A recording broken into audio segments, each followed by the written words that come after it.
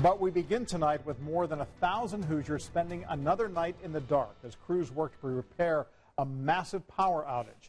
Saturday's strong winds blew down power lines and trees, and IPL says it is dealing with the worst wind damage it's seen in decades. Tonight, David McAnally shows us how some are preparing for a third night in the cold and why it's taking so long to fix. Here on 71st Street, right off of Keystone, you've got crews here buttoning their trucks up. They're still working in the alley back here trying to restore power. Houses that have lights on this block, they've got it because, listen to that sound, generators are running. We have it powering our freezer and our inside refrigerator. Follow the cords. Into Tanya's house, where a couple emergency lights are powered up too. For over 48 hours, no heat. Oh, it's so cold upstairs.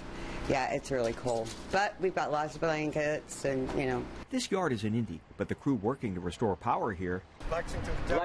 We thanked them several times. We appreciate we moved our cars. You guys go wherever you need. Like tens of thousands of Hoosier Electric customers, the Boyces have been without juice for 48 hours. The first of two trees that came down spared their power lines, but the third one? And that ash came down and knocked us out. We've been out since Saturday. For his backyard neighbor. We haven't had power, so, you know, with our food in the refrigerator and with the kids at home, it's been tough. He's carefully using a generator for essentials like the fridge and furnace blower.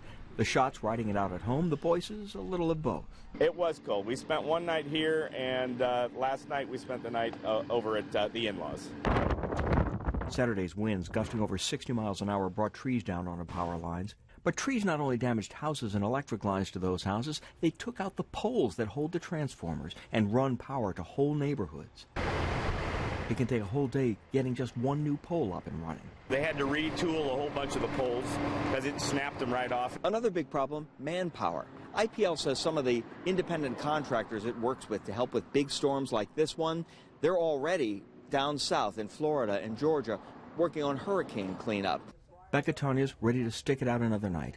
Tanya has only praise for the power crews. They have tried so hard. They've worked really hard. Those crews working late Monday night, telling residents again that it could be another night without power. David McAnally, Channel 13 Eyewitness News.